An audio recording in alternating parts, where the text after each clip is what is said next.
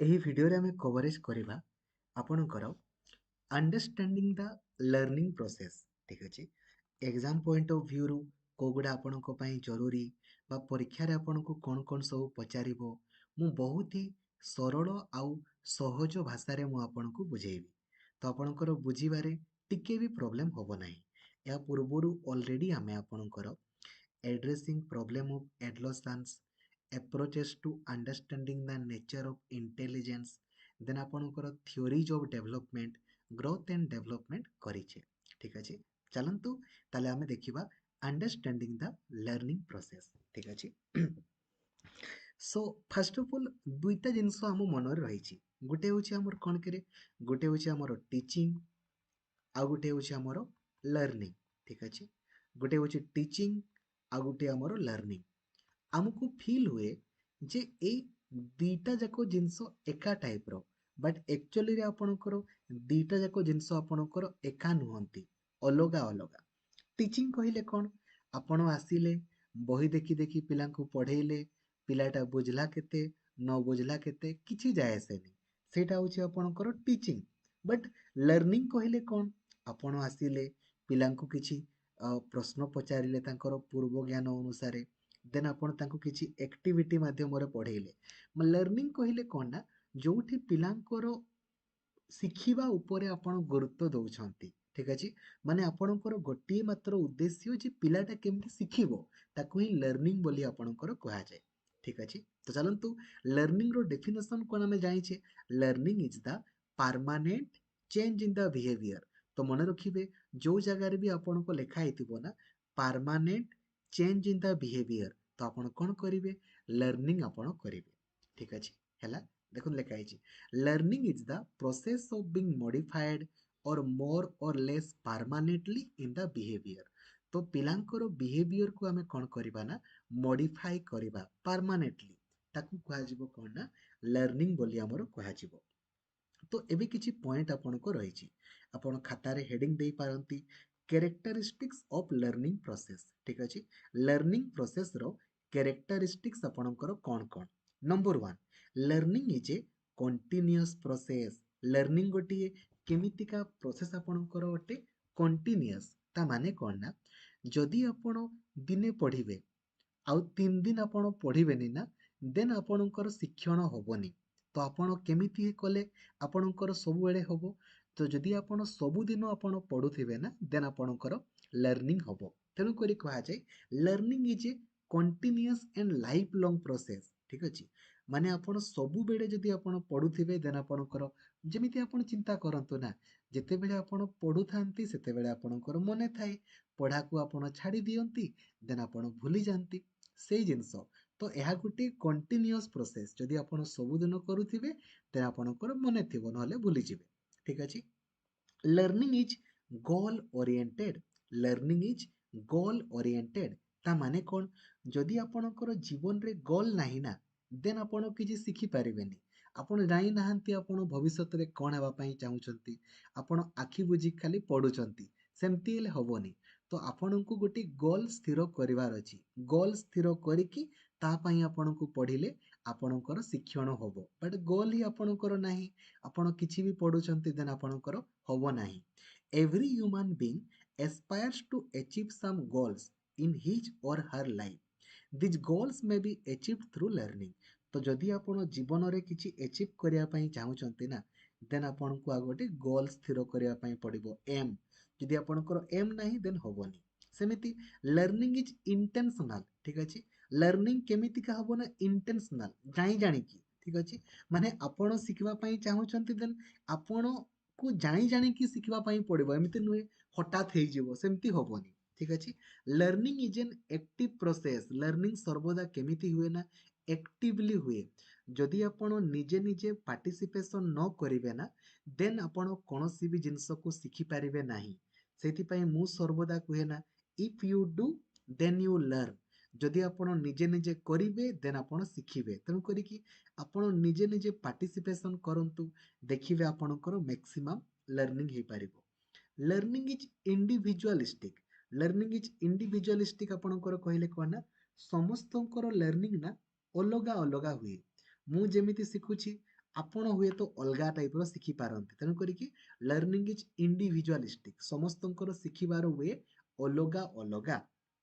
ଏବଂ learning is the outcome of the interaction of individual with environment. ଠିକ୍ ଅଛି, ବା ଆପଣ କହିପାରନ୍ତି due to heredity and environment. ବଂଶଗତ ଗୁଣ ଆଉ ପରିବେଶ ଆପଣଙ୍କର କ'ଣ କରେ ନା ଲର୍ଣ୍ଣିଂକୁ ପ୍ରଭାବିତ କରେ। ଦେଖନ୍ତୁ, ଯଦି ଆପଣଙ୍କର ବଂଶରେ କେହି ପଢ଼ିନଥିବେ, ଆପଣଙ୍କୁ ବି ହୁଏତ ଏମିତି ହେଇପାରେ ଯେ ଆପଣଙ୍କୁ ବି ପଢ଼ିବା ପାଇଁ ସେମାନେ ମନା କରିପାରନ୍ତି।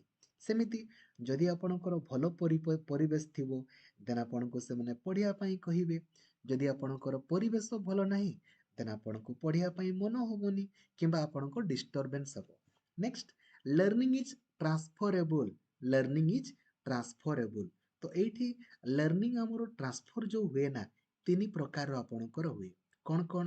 ଗୋଟେ ହେଉଛି ଆପଣଙ୍କର ପଜିଟିଭ ଟ୍ରାନ୍ସଫର, ଗୋଟେ ହେଉଛି ଆପଣଙ୍କର ନେଗେଟିଭ ଟ୍ରାନ୍ସଫର, ଠିକ୍ ଅଛି, ଆଉ ଗୋଟେ ହେଉଛି ଆପଣଙ୍କର ଜିରୋ ଟ୍ରାନ୍ସଫର। ଠିକ୍ ଅଛି, ପଜିଟିଭ କ'ଣ, ନେଗେଟିଭ କ'ଣ ଆଉ ଜିରୋ କ'ଣ ମୁଁ ଆପଣଙ୍କୁ କହୁଛି।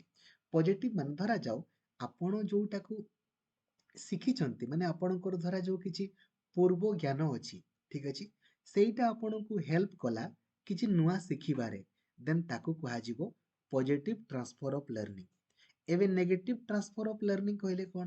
ଯଦି ଆପଣଙ୍କର ପୂର୍ବ ଜ୍ଞାନ କିଛି ବି ହେଲ୍ପ କଲା ନାହିଁ ନୂଆ ଜିନିଷ ଶିଖିବାରେ, ଦେନ୍ ସେଇଟା ନେଗେଟିଭ ହେଇଯିବ। ଆଉ ଜିରୋ ମାନେ କ'ଣ? ଯଦି ଆପଣଙ୍କର ପୂର୍ବ ଜ୍ଞାନ ଯାହା, ନୂତନ ଜ୍ଞାନ ବି ତାହା, ମାନେ କିଛି ନୂଆ ଶିଖି ନାହାନ୍ତି, ଜିରୋ ଟ୍ରାନ୍ସଫର ଅଫ୍ ଲର୍ଣ୍ଣିଂ। ବୁଝିଗଲେ ନା? ଆଉ ଯଦି ଆପଣ କିଛି ନୂଆ ଜିନିଷ ଶିଖିବେ ନା, ଦେନ୍ ଆପଣ ଜଣଙ୍କ ଠାରୁ ଆଉ ଜଣଙ୍କ ପାଖକୁ ଟ୍ରାନ୍ସଫର କରିପାରିବେ। ସେଇଥିପାଇଁ ଲର୍ଣ୍ଣିଂ ଇଜ୍ ଟ୍ରାନ୍ସଫରେବୁଲ। ଠିକ୍ ଅଛି, ତ କ'ଣ କ'ଣ ସବୁ ଫ୍ୟାକ୍ଟର ଆମର ଏଫେକ୍ଟ କରେ ଲର୍ଣ୍ଣିଂକୁ ଆମର? ଯେମିତିକି ଆମେ ଜାଣିଛେ ମେଚୁରେସନ୍। ମେଚୁରେସନ୍ କହିଲେ କ'ଣ? ମେଚୁରେସନ୍ ମାନେ ହେଉଛି ଯଦି ପିଲାଟା ମେଚିଓର ହେଇନି, ମାନେ ପିଲାର ବୟସ ହେଇନି ନା, ଦେନ୍ ତାକୁ ପଢ଼ିବା ପାଇଁ ମନ ହବନି। ତେଣୁକରି ବୟସ ବଢ଼ିବା ଦରକାର। ବୟସ ବଢ଼ିବା ସହିତ ପିଲାଟା ଅଧିକରୁ ଅଧିକ ଶିଖିଥାଏ। Maturation is related to the process of growth. It describes changes that are relatively independent of the environment influence and are assumed to be closely related to the influence of heredity। ଠିକ୍ ଅଛି, ତେଣୁ କରିକି ଆଉ next ହେଉଛି readiness two learn. ପରୀକ୍ଷାରେ ପଚାରେ, ଏଇଟା ପରୀକ୍ଷାରେ ପଚାରିବ, ଲେଖନ୍ତୁ ଫ୍ୟାକ୍ଟର୍ସ ଏଫେକ୍ଟିଂ ଲର୍ଣ୍ଣିଂ। ତ ଦେନ୍ ଲେଖନ୍ତୁ ରେଡିନେସ୍ ଟୁ ଲର୍ନ। ଯଦି ଗୋଟେ ପିଲାଟା ରେଡି ନାହାନ୍ତି ନା ପଢ଼ିବା ପାଇଁ, ମୁଁ ପଢ଼ିବିନି ଯା, ଆପଣ ଯେତେ ପଢ଼ାନ୍ତୁ କିଛି ଲାଭ ନାହିଁ। ତେଣୁ କରିକି ଆପଣଙ୍କୁ ଫିଜିକାଲି, ମେଣ୍ଟାଲି, ସୋସିଆଲି ରେଡି ହେବାକୁ ପଡ଼ିବ ଯେ ନାଇଁ ମୁଁ ପଢ଼ିବି, ଦେନ୍ ହିଁ ଆପଣ ପଢ଼ିବେ ଆଉ ଆପଣ ନୂଆ ନୂଆ ଜିନିଷକୁ ଶିଖିପାରିବେ। ତେଣୁ କରିକି ରେଡିନେସ୍ ଟୁ ଲର୍ନ ବୋଲି ଆପଣଙ୍କର କୁହାଯାଇଛି। ଦେନ୍ ଆଉ କ'ଣ କ'ଣ? Learning environment. ଯଦି ଆପଣଙ୍କର ଏନଭାଇରମେଣ୍ଟ ବା ପରିବେଶ ଭଲ ନାହିଁ ନା, ଆପଣ ଶିଖିପାରିବେନି। ଧରାଯାଉ ଆପଣ ଏମିତି ଗୋଟେ ପରିବାରରେ ଅଛନ୍ତି ଯୋଉଠିକି ସବୁବେଳେ ପାଟି ଗଣ୍ଡଗୋଳ ହଉଥାଏ, ପଢ଼ିବା ସମୟରେ ଆପଣଙ୍କୁ ପଢ଼ିବାକୁ ମନ ହବ କି? ହବନି ନା? ତେଣୁ କରିକି ଆମେ ଶିକ୍ଷକ ଆକାରରେ ସର୍ବଦା କ'ଣ କରିବା ନା, ସ୍କୁଲର ଏନଭାଇରମେଣ୍ଟକୁ ଆମେ କରିବା କଣ୍ଡୁସିଭ୍ ଏନଭାଇରମେଣ୍ଟ ଆମେ କରିଥାଉ ବା କଣ୍ଡୁସିଭ୍। କଣ୍ଡୁସିଭ୍ରେ କ'ଣ ହୁଏ ନା, ଯୋଉଠି ପିଲାଟାର ମ୍ୟାକ୍ସିମମ୍ ଲର୍ଣ୍ଣିଂ ହେଇଥାଏ। ତେଣୁ କରିକି ଆମେ ଏମିତିକା ଏନଭାଇରମେଣ୍ଟ କ୍ରିଏଟ୍ କରିବା ଯୋଉଠି ପିଲାର ମ୍ୟାକ୍ସିମମ୍ ଲର୍ଣ୍ଣିଂ ଆମର ହେଇପାରିବ। ଠିକ୍ ଅଛି, ବୁଝିଗଲେ ତାହେଲେ କ'ଣ କ'ଣ ସବୁ ଫ୍ୟାକ୍ଟର ଏଫେକ୍ଟ କରୁଛି। Next, learning and motivation. ଠିକ୍ ଅଛି, ଲର୍ଣ୍ଣିଂ ସହିତ ମୋଟିଭେସନର କ'ଣ ସମ୍ପର୍କ? ପରୀକ୍ଷାରେ ଏଇଠୁ ଗୋଟେ ଏକ୍ସାମ୍ପଲ ପଚାରିବ। ମୋଟିଭେସନ୍ ମେନଲି ଆମର ଦୁଇ ପ୍ରକାର, ଗୋଟେ ହେଉଛି ଇଣ୍ଟ୍ରିନ୍ସିକ୍ ମୋଟିଭେସନ୍, ଆଉ ଗୋଟେ ହେଉଛି ଆମର ଏକ୍ସଟ୍ରିନ୍ସିକ୍ ମୋଟିଭେସନ୍। ଇଣ୍ଟ୍ରିନ୍ସିକ୍ କହିଲେ କ'ଣ? ଯୋଉଟା ଆପଣଙ୍କର ଭିତର ପଟୁ ଆସୁଛି ନା, ସେଇଟା ହେଉଛି ଆପଣଙ୍କର ଇଣ୍ଟ୍ରିନ୍ସିକ୍। ଯେମିତିକି ଆପଣ କୁହନ୍ତି ମୁଁ କରିବି, ମାନେ ଧରାଯାଉ ମୁଁ ଆଜି ପଢ଼ିବି ମାନେ ପଢ଼ିବି, ଯାହା ହବ ଦେଖାଯିବ, ମୁଁ କ୍ୱାଲିଫାଇ କରି ମାନେ କରିବି, ପ୍ରୋଜେକ୍ଟଟା କରି ମାନେ କରିବି। ଯୋଉଟା ଆପଣଙ୍କର ଭିତର ପଟୁ ଆସୁଛି ସେଇଟା ହେଉଛି ଇଣ୍ଟ୍ରିନ୍ସିକ୍। ଇଣ୍ଟ୍ରିନ୍ସିକ୍ motivation refers to motivation that is driven by an interest or enjoyment in the task itself and exists within the individual rather than relying on any external pressure। ଯୋଉଟା ଆପଣ ନିଜେ ନିଜେ କରିଥାନ୍ତି। ଆଉ ଏକ୍ସଟ୍ରିନ୍ସିକ୍ କହିଲେ କ'ଣ? ଆପଣ ନିଜେ ନିଜେ କରନ୍ତିନି, ଆପଣ ଭାବନ୍ତି, ଆପଣ ଧରାଯାଉ ମୁଁ ଆପଣଙ୍କୁ କହିଲି ତେବେ ଯାଇକି ଆପଣ କଲେ, କିମ୍ବା ଧରାଯାଉ ଆପଣ ପ୍ରାଇଜ୍ ପାଇବା ପାଇଁ କରୁଛନ୍ତି, ଧରାଯାଉ କିଛି ଆପଣଙ୍କର ଗିଫ୍ଟ ପାଇବା ପାଇଁ ଆପଣ ପାଉଛନ୍ତି, ଧରାଯାଉ କିଛି ଆପଣ ଇନସେଣ୍ଟିଭ ପାଇବା ପାଇଁ କରୁଛନ୍ତି, ଏଇଗୁଡ଼ା ଯଦି ଆପଣ ଏଇ ସବୁ ନିଜେ ନିଜେ କରୁନାହାନ୍ତି, ପ୍ରାଇଜ୍ ପାଇଁ କରୁଛନ୍ତି, ଗିଫ୍ଟ ପାଇଁ କରୁଛନ୍ତି, ତ ଏଗୁଡ଼ା ହେଉଛି ଆପଣ ମନି ପାଇଁ କରୁଛନ୍ତି, ଗ୍ରେଡ୍ ପାଇଁ, ଏଗୁଡ଼ା ହେଉଛି ଏକ୍ସଟ୍ରିନସିକ୍, ଯୋଉଟା ଆପଣ ନିଜେ ନିଜେ କରୁଛନ୍ତି ଆପେ ଆପେ ସ୍ୱ ଇଚ୍ଛାରେ ଇଣ୍ଟ୍ରିନସିକ୍, ବଟ୍ ଯୋଉଟା କରିବା ପାଇଁ ଆପଣଙ୍କର ଏଇ ସବୁ ଜିନିଷ ଦରକାର ସେଗୁଡ଼ା ହେଉଛି ଏକ୍ସଟ୍ରିନସିକ୍। ବୁଝା ପଡ଼ିଲାରେ? ଦେନ୍ ହାଉ ଚିଲଡ୍ରେନ୍ ଲର୍ନ, ପିଲାମାନେ ଆପଣଙ୍କର ଯୋଉ ଶିଖନ୍ତି ନା, କେମିତି ଶିଖନ୍ତି? ନମ୍ବର ୱାନ୍ ଆପଣଙ୍କର ଇମିଟେସନ୍। ଇମିଟେସନ୍ କହିଲେ କ'ଣ ନା ଅନୁକରଣ। ପିଲାମାନେ ଯାହା ବି ଆପଣଙ୍କର ଦେଖନ୍ତି ନା ତାକୁ ହିଁ ଶିଖନ୍ତି। ତେଣୁ କରିକି ପିଲାମାନଙ୍କ ସାମ୍ନାରେ ଆପଣ ଭଲ ଭଲ କାମ କରିବେ, ଦେନ୍ ଭଲ ଜିନିଷକୁ ଶିଖିବେ। ଯଦି ଆପଣ ଖରାପ କାମ କରିବେ ସେମାନେ ଆପଣଙ୍କର ଖରାପ କାମ ଶିଖିବେ। ତେଣୁକରି ଶିକ୍ଷକ ଆକାରରେ ଆମେ କ'ଣ କରିବା ନା, ବା ପରିବାରର ମେମ୍ବର ଆକାରରେ ଆମେ ସର୍ବଦା ଭଲ ଜିନିଷ ଗୁଡ଼ା କରିବା, ଦେନ୍ ଭଲ ଜିନିଷ ଶିଖିବେ। ଠିକ୍ ଅଛି, ବୁଝା ପଡ଼ୁଛି? ବଟ୍ ଯଦି ଆପଣ ଖରାପ କରିବେ ଦେନ୍ ତ ଖରାପ ହେଇଯିବ। ବୁଝା ପଡ଼ୁଛି? ନେକ୍ସଟ ଆପଣଙ୍କର ପିଲାମାନେ ଆଉ କେମିତି ଶିଖନ୍ତି? ଅବଜରଭେସନ। ଅନୁକରଣ ମାନେ କ'ଣ ନା, ଏକ୍ଜାକ୍ଟଲି ଅନୁକରଣ, ଆପଣ ଯେମିତି କହିବେ ସେମିତି ସେ କହିବ, ବଟ୍ ଅବଜରଭେସନ ମାନେ ଦେଖି ଦେଖି ଶିଖିବା। ଠିକ୍ ଅଛି? ଇମିଟେସନ ଆଉ ଅବଜରଭେସନ ଏକା ଟାଇପର ବଟ୍ ଏକା ନୁହନ୍ତି। ଇମିଟେସନ ମାନେ ପୁରାପୁରି ଏକୁରେଟଲି କରିବା, ଆପଣ ଯେମିତି କରୁଛନ୍ତି ସିଏ ବି ସେମିତି କରିବ। ଠିକ୍ ଅଛି? ଆ କଲେ ସିଏ ବି ଆ କରିବ।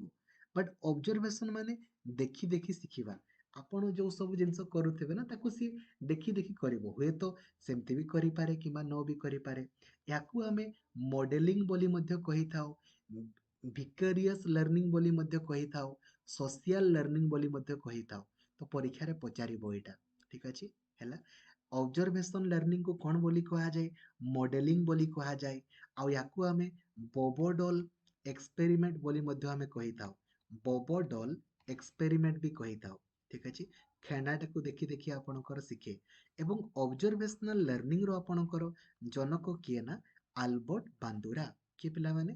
ଆଲବର୍ଟ ବାନ୍ଦୁରା ହେଉଛନ୍ତି ଅବଜରଭେସନାଲ ଲର୍ନିଂର ଆପଣଙ୍କର ଜନକ। ଠିକ୍ ଅଛି? ଚଳିବ, କିଛି ଅସୁବିଧା ନାହିଁ। ଆଉ ପିଲାମାନେ ଆପଣଙ୍କର କେମିତି ଶିଖନ୍ତି? ଟ୍ରାଏଲ ଆଣ୍ଡ ଏରର ମେଥଡରେ ପଢ଼ନ୍ତି। ଏହାର ପୂର୍ବ କ୍ଲାସରେ ମୁଁ ଆପଣଙ୍କୁ ଥର୍ନଡାଇକ୍ ସମ୍ପର୍କରେ କହିଥିଲି ନା, ଥର୍ନଡାଇକ୍ କାହାର ଜନକ? ନା ଟ୍ରାଏଲ ଆଣ୍ଡ ଏରର ମେଥଡର ଜନକ।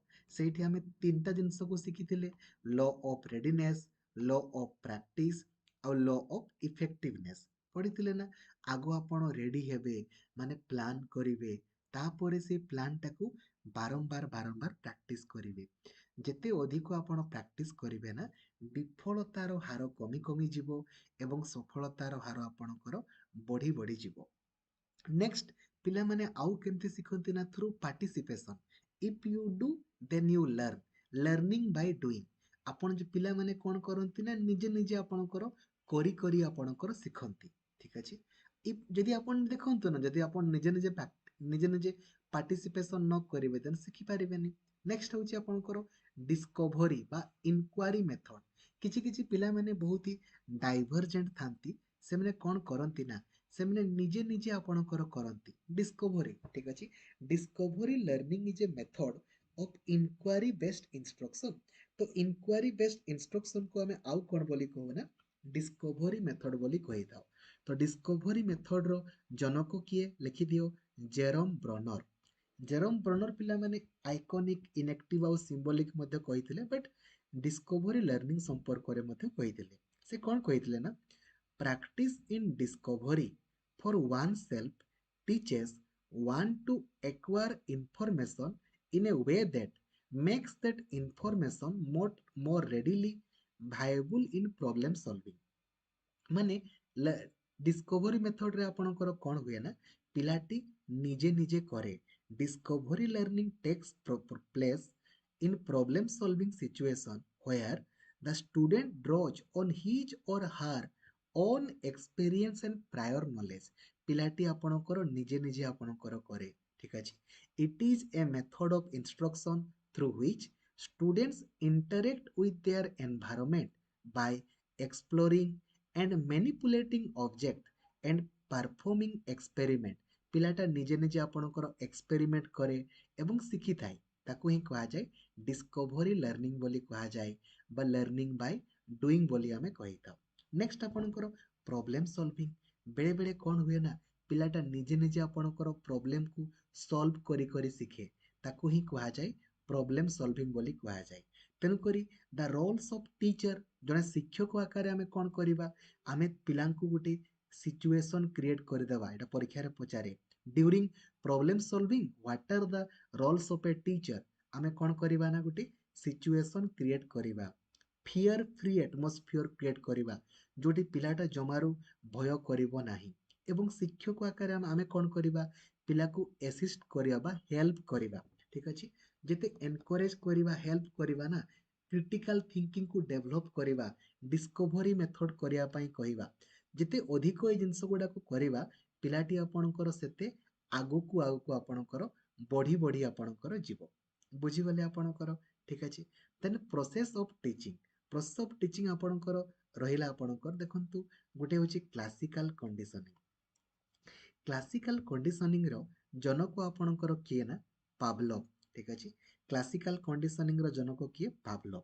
से कौन कले ना से कहिले ठीक अछि जदि गुटे कामटा को बारंबार बारंबार करा जीवो ना देन सेटा आपणकर अभ्यास रे परिणत होई जीवो। ठीक अछि देखंतु से कौन कले he noticed that in his laboratory hungry dogs began to salivate when they were about to be fed even before they could see or smell the food।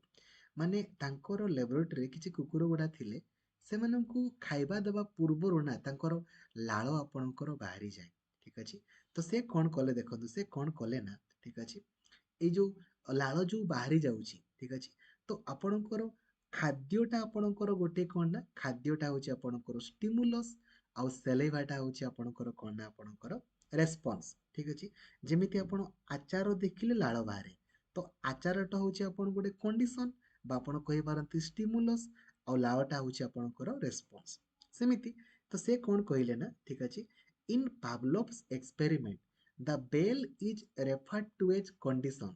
बेलटा होछि गोटे कंडीशन फूडटा होछि आपणकर अनकंडीशन स्टिमुलस आउ सेलेभाटा होछि आपणकर अनकंडीशन रेस्पॉन्स। देखंतु बहुत सिंपल आपण से कौन कले देखिले देखंतु खाली बेल बाजिला खाइबाकू देले लाळ बाहरिला बेल बाजिला खाइबाकू देले लाळ बाहरिला बेल बाजिला खाइबाकू देले लाळ बाहरिला एमती समय आसिला खाली बेल बाजिले भी आपनको लाळ बाहरिला जेमिति आपण माने कौन करंती अलार्म दियंती उठंती अलार्म दियंती उठंती एमिति बारंबार बारंबार बारंबार करबा द्वारा एमिति भी समय आसीबो आपण बिना अलार्म देले मध्ये उठी जाती सेटा ही आपणकर स्टिमुलस आउ रेस्पॉन्स।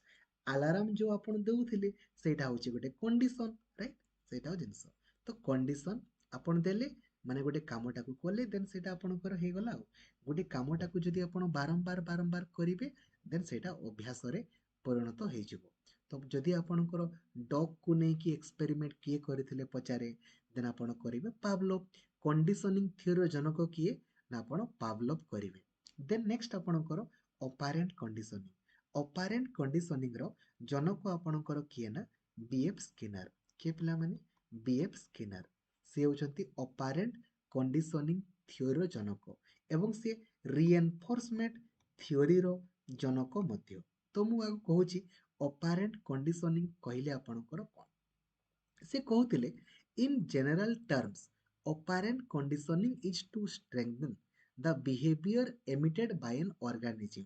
जदि गोटे लोकटाकू ना आमे अधिकरू अधिक मोटिवेट करिबा ना ना देन से आगकू आगकू बढ़ी बढ़ी जीवो सेटा ही कहूची। तेणु करी कहा जाए जेतेबेले आपण पिलामानकू पढ़ेइबे ना मोटिवेट करंतु जेते अधिक आपण मोटिवेट करिवे सेते अधिक आपणकर से आगकू आगकू बढ़ी बढ़ी जीवो। तो रिएनफोर्समेंट सेमिति आपणकर दुई प्रकार गोटे पॉजिटिव आ गोटे नेगेटिव। देखंतु पॉजिटिव कहिले धरा जाऊ गोटे पिलाटा किछि काम कला आपण ताको कहिले very good well done keep it up एमिति कहउचंती तो ताको पॉजिटिव रिएनफोर्समेंट बोली कहा जिवो। बट धरा जाऊ आपण गाली करूछंती पिटुछंती देन सेगुडा को कोन बोली कहा जिवो ना नेगेटिव रिएनफोर्समेंट बोली हमर कहा जिवो। बुझी पारछो किछि प्रॉब्लम नै ठीक अछि। नेक्स्ट आपणकर एवढा आम जाइए ऑलरेडी नेक्स्ट आपणकर रही आपणकर रही ह्यूमानिस्टिक एप्रोच कार्ल रोजर्स ह्यूमानिस्टिक एप्रोच संपर्क में देखा ठीक है पूरा एनिमेशन माध्यम तो मन रखिए जो जगार भी आपणकर ह्यूमानिस्टिक एप्रोच कथा कही ना आपण कौन करेंगे कार्ल रोजर्स आपण करेंगे कौन करेंगे कार्ल रोजर्स जो जगार भी ह्यूमानिस्टिक एप्रोच कथा कही ठीक अच्छे देखो कार्ल रोजर्स कौन कहले ना Carl Rogers was a humanist he believe that if a person has self actualization they will be happy with their life से कहूले जदि गोटे लोकटा जानीज ना से किए से कहीं आसी से कौथि तार कौन कर्तव्य रही देन जीवन में तार आउ किसी प्रोब्लेम रहा तेणुक परीक्षा पचारे जे who had given the concept of self actualisation then आपण कौन करेंगे कार्ल रोजर्स करेंगे बेले बेले परीक्षा पचारे ग्रुप लर्निंग रो आपणकर जनक किए तो ग्रुप लर्निंग रो जनक मध्य आपणकर किए ना कार्ल रोजर्स ठीक अच्छे बुझा पड़ुछि किसी प्रोब्लेम नहीं आपणकर ठीक अच्छे तो सेल्फ एक्चुअलाइजेशन रो कहले कौन ना he believes that every individual is born with a wish to be the best they can समस्त मनीष ना बा समस्ते समस्तଙ୍କ ଭିତରେ କିଛି ନା କିଛି ଗୁଣ ଏମିତି ରହିଥାଏ ଠିକ ଅଛି ଆମେ ଖାଲି ସେଇଟାକୁ ଜାଣିବା ଦରକାର ଯଦି ଆମେ ସେଇଟାକୁ ଜାଣିବା ଏବଂ ସେଇ ଫିଲ୍ଡରେ ଆମେ ଆଗକୁ ଆଗକୁ ବଢି ବଢି ଯିବା ନା ଦେନ୍ ଆମର ଆଉ କିଛି ପ୍ରୋବ୍ଲେମ ରହିବ ନାହିଁ ବଟ୍ ପ୍ରୋବ୍ଲେମ କ'ଣ ନା ଆମେ ଅନ୍ୟମାନଙ୍କର ଖାଲି ଭୁଲ ଦେଖିବାରେ ବ୍ୟସ୍ତ ରହୁଛେ ଆମେ ନିଜର ଗୁଡ୍ ପଏଣ୍ଟକୁ ଦେଖିବା ଉଚିତ ଏବଂ ସେଇଥିରେ ଆମେ ଆଗକୁ ବଢି ବଢି ଯିବା ଦରକାର ଏବଂ ସେଲ୍ଫ ଇମେଜ ଆଉ ସେଲ୍ଫ ଅର୍ଥର କନସେପ୍ଟ ସେଲ୍ଫ ଇମେଜ କହିଲେ ମାନେ ନିଜକୁ ଚିହ୍ନନ୍ତୁ ଏବଂ ନିଜର ମାନେ ଭଲ ଗୁଣକୁ ଚିହ୍ନିକି ଆଗକୁ ଆଗକୁ ବଢନ୍ତୁ ତାକୁ ହିଁ କୁହାଯାଏ ସେଲ୍ଫ ଇମେଜ ଆଉ ସେଲ୍ଫ ଅର୍ଥ ତ ପରୀକ୍ଷାରେ ଯଦି ପଚାରିବ humanistic approach Carl Rogers self actualisation Carl Rogers self image ଆଉ self worth Carl Rogers group learning ର ଜନକ ଦେନ୍ ଆପଣ କରିବେ କାର୍ଲ ରୋଜର୍ସ ଠିକ ଅଛି ନେକ୍ସଟ ଆପଣଙ୍କର ହେଲା ଜିନ୍ ପିଆଜେ ଏବଂ ଭାଇଗୋଟ୍ସକିଙ୍କର କନଷ୍ଟ୍ରୁକ୍ଟିଭିଷ୍ଟ ଥିଓରି ତ ଫାଷ୍ଟ ଅଫ୍ ଅଲ୍ ଟିକେ ଆମେ ବୁଝିବା ଯେ ଆକ୍ଚୁଆଲି ଆପଣଙ୍କର କନଷ୍ଟ୍ରୁକ୍ଟିଭିଷ୍ଟ ଆପଣଙ୍କର କହିଲେ କ'ଣ ରାଇଟ୍ ନା କନଷ୍ଟ୍ରୁକ୍ଟିଭିଷ୍ଟ ଆପଣଙ୍କର କହିଲେ କ'ଣ ବା କନଷ୍ଟ୍ରୁକ୍ଟିଭିଜିମ୍ କହିଲେ କ'ଣ ଦେଖନ୍ତୁ ଗୋଟେ ପିଲାର ପ୍ରିଭିୟସ୍ ନଲେଜ ସହିତ ଠିକ ଅଛି ବା ପୂର୍ବ ଜ୍ଞାନ ସହିତ ଖାଲି ଯଦି ଆମେ ନ୍ୟू ନଲେଜକୁ ଏଡ୍ କରିଦେବା ନା ପୂର୍ବ ଜ୍ଞାନ ସହିତ ନୂତନ ଜ୍ଞାନକୁ ଯଦି ଖାଲି ଆମେ ଏଡ୍ କରିଦେବା ନା ତାକୁ ଆପଣଙ୍କର କ'ଣ ବୋଲି କୁହାଯାଏ ନା କନଷ୍ଟ୍ରୁକ୍ଟିଭିଜିମ୍ ବୋଲି କୁହାଯାଏ ବା ଜ୍ଞାନ ସଂଗଠନ ବୋଲି କୁହାଯାଏ ତା ମାନେ କ'ଣ ଦେଖନ୍ତୁ ମାନେ ଗୋଟେ ପିଲାର କିଛି ନା କିଛି ତ ପୂର୍ବ ଜ୍ଞାନ ଥିବ ନା ତ ଆପଣ କେମିତି ଜାଣିବେ ତାକୁ ପଚାରିବେ ଯଦି ପିଲାଟାକୁ ଆପଣ ପଚାରିବେ ନା ଦେନ୍ ତାର ସିଏ ପୂର୍ବ ଜ୍ଞାନ ସମ୍ପର୍କରେ କହିବେ ମାନେ ଜାଣିଛି କି ନାହିଁ ଧରାଯାଉ ଆପଣ ଆଲୋକ ସମ୍ପର୍କରେ ପଚାରିବେ ଆଲୋକର ପ୍ରତିଫଳନ ପଢିବେ ତ ଆଗ ଜାଣିବା ଦରକାର ନା ପିଲାଟା ଆଲୋକ ମାନେ କ'ଣ ଜାଣିଛି କି ନାହିଁ ତ କେମିତି ଜାଣିବେ ପଚାରିବେ ବାବୁରେ ଯଦି ତୁମର ଆଖି ଥିବ କିନ୍ତୁ ଅନ୍ଧାରରେ ତୁମେ ଦେଖିପାରିବ ନା ସାର୍ ଧରାଯାଉ ତୁମର ଆଖି ନାହିଁ ଏବେ ତୁମେ ଦେଖିପାରିବ ନା ସାର୍ ଠିକ ଅଛି ଏମିତି ତେଣୁକରି ଆଗ ପିଲାର ପୂର୍ବ ଜ୍ଞାନକୁ ଜାଣନ୍ତୁ ମାନେ ସେଥିପାଇଁ କୁହାଯାଏ ଯେତେବେଳେ ଆପଣ ପଢେଇବେ ନା କିଛି ପୂର୍ବ ଜ୍ଞାନ ପଢାନ୍ତୁ ତା ସହିତ ନୂଆ କିଛି ଏଡ୍ କରନ୍ତୁ ନହେଲେ କ'ଣ ହବ କହିଲେ ଆପଣଙ୍କର ମାଇଣ୍ଡ ତାକୁ କ୍ୟାପଚର କରିବ ନାହିଁ ତେଣୁକରି the addition of previous knowledge with new knowledge is known as constructivism ଜ୍ଞାନ ସଂଗଠନ ଠିକ ଅଛି ତ ଜିନ୍ ପିଆଜେ ଆମର କ'ଣ କହିଥିଲେ ନା ଚାରିଟା ଜିନିଷ କହିଥିଲେ ଗୋଟେ ହଉଛି ଆମର ଏସମିଲେସନ ଗୋଟେ ହଉଛି ଆପଣଙ୍କର ଏକୋମୋଡେସନ ଗୋଟେ ହଉଛି ଆପଣଙ୍କର ସ୍କିମା ଗୋଟେ ହଉଛି ଆପଣଙ୍କର ଇକ୍ୱିଲିବ୍ରିୟମ ଆଉ ଗୋଟେ ହଉଛି ଆପଣଙ୍କର ଏଡପ୍ଟେସନ ଠିକ ଅଛି ତ ମୁଁ ଆପଣଙ୍କୁ ଗୋଟେ ଗୋଟେ କହୁଛି ଏସମିଲେସନ କହିଲେ କ'ଣ ନା ଆମେ ଯୋଉ କାମଟାକୁ ଆମର ପୂର୍ବ ଜ୍ଞାନ ଅନୁସାରେ କରିଥାଉ ଠିକ ଅଛି ଧରାଯାଉ ଆମେ ଯାହା କିଛି ବି ଏକ୍ସ ୱାଇ ଜେଡ୍ କିଛି ବି କାମ କରୁଛେ ଆମର ପ୍ରିଭିୟସ୍ ନଲେଜ ଅନୁସାରେ କରୁଛେ, ପୂର୍ବ ଜ୍ଞାନ ଅନୁସାରେ କରୁଛେ, ତାକୁ ଆମର କ'ଣ ବୋଲି କୁହାଯିବ ନା ଏସ୍ମିଲେସନ୍ ବୋଲି କୁହାଯାଏ। ଏକୋମୋଡେସନ୍ କହିଲେ କ'ଣ? ଯଦି ଆପଣ ନ୍ୟୁ ନଲେଜ ଅନୁସାରେ କରୁଛନ୍ତି, ଆପଣଙ୍କର ନୂଆ କିଛି ଜ୍ଞାନ ଅଛି, ନୂଆ ଜ୍ଞାନ ଅନୁସାରେ କରୁଛନ୍ତି, ଏକୋମୋଡେସନ୍। ମୁଁ ଆପଣଙ୍କୁ ଏକ୍ଜାମ୍ପଲ୍ ବି ଦେବି। ଆଉ ଆମର ମାଇଣ୍ଡ କ'ଣ କରେ ନା ସବୁବେଳେ ପ୍ରିଭିୟସ୍ ନଲେଜ ଆଉ ନ୍ୟୁ ନଲେଜ ମଧ୍ୟରେ କ'ଣ କରେ ନା ବାଲାନ୍ସ କରିକି ରଖେ। ଆପଣ ବେଳେବେଳେ କୁହନ୍ତି ନା ମୋର ମାଇଣ୍ଡରେ ଉପରେ ଉପରେ ପଳେଇ ଯାଉଛି, କାହିଁକି ନା ଆପଣଙ୍କର ମାଇଣ୍ଡ ଆଉ ତାକୁ କ୍ୟାପଚର କରିପାରୁନି। ତ ଯଦି ଆମେ ପ୍ରିଭିୟସ୍ ନଲେଜ ଆଉ ନ୍ୟୁ ନଲେଜକୁ ବାଲାନ୍ସ କରିକି ରଖିବା ନା, ତାକୁ କ'ଣ ବୋଲି କୁହାଯାଏ ନା ଇକ୍ୱିଲିବ୍ରିୟମ୍ ବୋଲି କୁହାଯାଏ। ଆଉ ଏକୋମୋଡେସନ୍ କହିଲେ କ'ଣ? ଆମେ ଆଡଜଷ୍ଟମେଣ୍ଟ କରିଥାଉ, ସରି ଆଡପ୍ଟେସନ୍ କହିଲେ କ'ଣ ନା adjustment of A new situation. ଆପଣ ଯୋଉଠି ବି ଯିବେ ନା ଆଡଜଷ୍ଟମେଣ୍ଟ କରିକି ଯୋଉ ରୁହନ୍ତି ନା, ତାକୁ ଆଡପ୍ଟେସନ୍ ବୋଲି କୁହାଯାଏ। ଆଉ ସ୍କିମା କହିଲେ କ'ଣ? ସ୍କିମା କହିଲେ ଆପଣଙ୍କର କହିପାରନ୍ତି ଆପଣଙ୍କର ମାଇଣ୍ଡ ମ୍ୟାପ୍। ଠିକ୍ ଅଛି, ମାଇଣ୍ଡରେ ଗୋଟେ ଜିନିଷଟା ଯେତେବେଳେ ନୂଆ ଆସିବ ତାକୁ ମାଇଣ୍ଡ କ୍ୟାପଚର କରିକି ରଖେ, ତାକୁ ସ୍କିମା ବୋଲି କୁହାଯାଏ। ଏବେ ମୁଁ ଆପଣଙ୍କୁ ଗୋଟିଏ ଏକ୍ଜାମ୍ପଲ୍ ଦେଇକି ବୁଝାଉଛି, ଆପଣଙ୍କୁ ବୁଝିବାରେ କିଛି ଅସୁବିଧା ହବନି। ଥରେ କ'ଣ ହେଲା ନା ଆପଣଙ୍କର ଧରାଯାଉ ଆପଣ ଏଇ ଯୋଉ କେବେ ଆଇସ୍କ୍ରିମ୍ ଖାଇନାହାନ୍ତି ଧରାଯାଉ, ଠିକ୍ ଅଛି, ଆପଣ ଏବେ ଆଇସ୍କ୍ରିମ୍ ଖାଇବା ପାଇଁ ଯାଇଛନ୍ତି, ଠିକ୍ ଅଛି, ଆପଣ ଭାତକୁ ଯେମିତି ଖାଆନ୍ତି ନା ସେମିତି ଆଇସ୍କ୍ରିମ୍ ଖାଉଛନ୍ତି। ଏବେ ଦୋକାନୀ କହିଲା ଆରେ ଏମିତି କ'ଣ ଖାଉଛ ଆଇସ୍କ୍ରିମ୍, ଏମିତି ଟୁକୁଲ ଟୁକୁଲ ଖାଉ। ଏବେ ଆପଣ ନୂଆ ୱେରେ ଖାଇଲେ, ଠିକ୍ ଅଛି। ତ ଏଇ ଯୋଉ ଟିକେ ପୂର୍ବରୁ ଆପଣ ଭାତ ଯେମିତି ଖାଆନ୍ତି ସେମିତି ଖାଉଥିଲେ, ମାନେ ପୂର୍ବ ଜ୍ଞାନ ଅନୁସାରେ କରୁଥିଲେ, ତାକୁ କୁହାଯାଏ ଏସ୍ମିଲେସନ୍।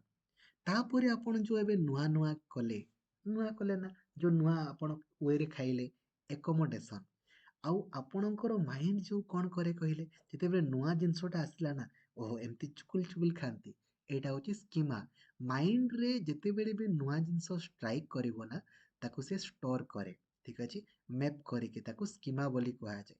ଆଉ ଆମେ ଯୋଉ ପୂର୍ବ ଜ୍ଞାନ ଆଉ ନୂତନ ଜ୍ଞାନକୁ ଆମର ମାଇଣ୍ଡ ସବୁବେଳେ ବାଲାନ୍ସ କରିକି ରଖିବ, ଠିକ୍ ଅଛି। ଏମିତି ନୁହେଁ, ଧରାଯାଉ ତୁମେ ଦେଖିଥିବ ଡେଲି ଲାଇଫରେ, ଧରାଯାଉ ତୁମକୁ ସବୁ ଜିନିଷ ଗୁଡ଼ା ପୁରା ନୂଆ ନୂଆ ଆଜି ପଢ଼େଇ ଦିଆଯିବ, ତ ତୁମେ ଅଳ୍ପ ସମୟ ମନେ ରଖ ତାପରେ ଭୁଲିଯାଅ। କାହିଁକି? କାହିଁକି ନା ଆପଣଙ୍କର ପୁରା ମାଇଣ୍ଡ ତାକୁ ବାଲାନ୍ସ କରିପାରିଲାନି। ତେଣୁକରି ଆମେ ଯୋଉ ମାଇଣ୍ଡକୁ ବାଲାନ୍ସ କରିକି ରଖୁଛେ ପୂର୍ବ ଜ୍ଞାନ ଆଉ ନୂତନ ଜ୍ଞାନକୁ, ତାକୁ କ'ଣ ବୋଲି କୁହାଯାଏ ନା ଇକ୍ୱିଲିବ୍ରିୟମ୍ ବୋଲି କୁହାଯାଏ। ଆଉ ଏଡପ୍ଟେସନ୍ ଆପଣଙ୍କର କହିଲେ କ'ଣ? ଆମେ ଯେତେବେଳେ ବି ନୂଆ ଗୋଟିଏ ଏନଭାଇରନମେଣ୍ଟକୁ ଯିବା ନା ସେଇଠି ଆମେ ତା ସହିତ ଆଡଜଷ୍ଟ କରିକି ରହୁ, ତାକୁ କୁହାଯାଏ ଏଡପ୍ଟେସନ୍ ବୋଲି କୁହାଯାଏ। ଠିକ୍ ଅଛି, ବୁଝିପାରୁଛ? ତ କନଷ୍ଟ୍ରୁକ୍ଟିଭିଜିମ୍ ଆମର ଦୁଇ ପ୍ରକାର, ଠିକ୍ ଅଛି, ବା ଜ୍ଞାନ ସଂଗଠନ ଆମର ଦୁଇ ପ୍ରକାର, ଠିକ୍ ଅଛି। କ'ଣ କ'ଣ କ'ଣ କ'ଣ? ଗୋଟେ ହେଉଛି ଆପଣଙ୍କର ରେଡିଆଲ କନଷ୍ଟ୍ରୁକ୍ଟିଭିଜିମ୍, ଆଉ ଗୋଟେ ହେଉଛି ଆମର ସୋସିଆଲ କନଷ୍ଟ୍ରୁକ୍ଟିଭିଜିମ୍, ଠିକ୍ ଅଛି। ରେଡିଆଲ କନଷ୍ଟ୍ରୁକ୍ଟିଭିଜିମ୍ ର ଜନକ କିଏ ଆପଣଙ୍କର ଭନ୍ ଗ୍ଲାସରଫେଲ୍ଡ, ଆଉ ସୋସିଆଲ କନଷ୍ଟ୍ରୁକ୍ଟିଭିଜିମ୍ର ଜନକ ଆପଣଙ୍କର କିଏ ନା ଭାଇଗୋଟ୍ସ୍କି, ଭାଇଗୋଟ୍ସ୍କି, ଠିକ୍ ଅଛି। ଏବେ ରେଡିଆଲ କନଷ୍ଟ୍ରୁକ୍ଟିଭିଜିମ୍ରେ ଭନ୍ ଗ୍ଲାସରଫେଲ୍ଡ କ'ଣ କହିଲେ ନା ସେ ଆପଣଙ୍କର କହିଲେ ଗୋଟେ ପିଲାର ନଲେଜ କନଷ୍ଟ୍ରକ୍ସନ୍ କେତେବେଳେ ହେବ, ଯେତେବେଳେ ପିଲାଟି ଆପଣଙ୍କର ଆକ୍ଟିଭଲି ପାର୍ଟିସିପେସନ୍ କରିବ, ଠିକ୍ ଅଛି। ଯଦି ଆପଣ ନିଜେ ନିଜେ ପାର୍ଟିସିପେସନ୍ ନ କରିବେ ନା ଦେନ୍ ଆପଣ ଶିଖିପାରିବେନି। ସେଇଥିପାଇଁ ତ କୁହାଯାଏ if you do then you learn.